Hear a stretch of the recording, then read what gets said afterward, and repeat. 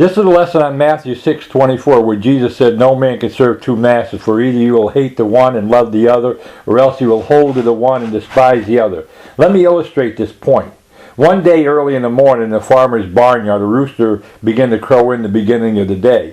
And as the animals began to move about, a chicken began to draw attention to an egg that she freshly laid. As she meandered around the barnyard, prouder than an old peacock, she came upon a pig that looked like he was about to settle into a mud puddle to sunbathe. The chicken excitedly exclaimed, come and see the egg that I just laid." The pig replied, "Why should I come and see?"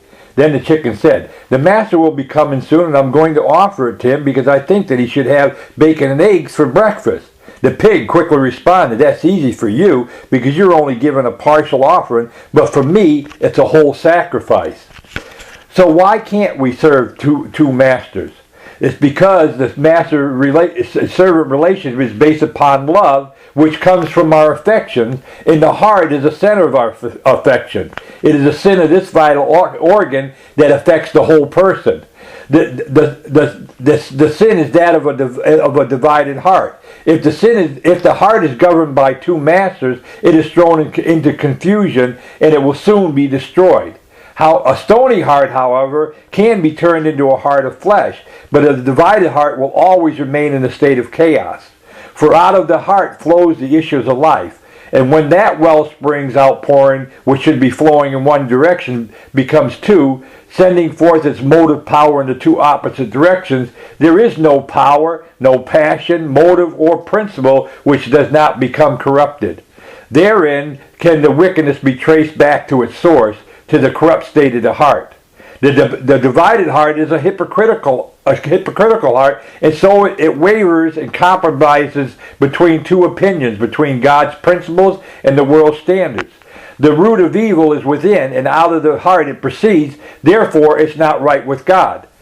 However, those that possess a divided heart do not feel that they're being hypocritical. In fact, they go to church. They also display an obsessive outward show of religion. Like their grandfathers before them, the scribes, Pharisees, and hypocrites, they love to sound the trumpet when they do their alms. They love to make broad the borders of their garments. They love to make long prayers in the presence of the people, for they simply love to show off how much cleaner the outside of their cup and saucer is than anyone else's. Like the chicken, they too like to show off their partial offering, while they leave the weightier measures of Christianity undone.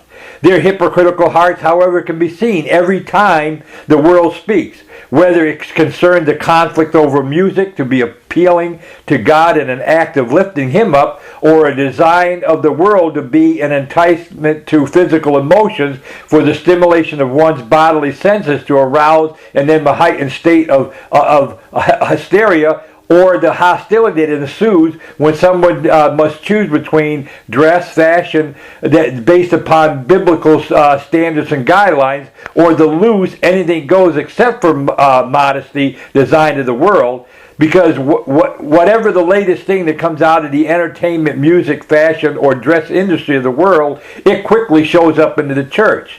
And unless you have your head stuck in the sand or have a case of spiritual blindness, you cannot help but to see see the evidence that the churches are full of people with divided, hypocritical hearts.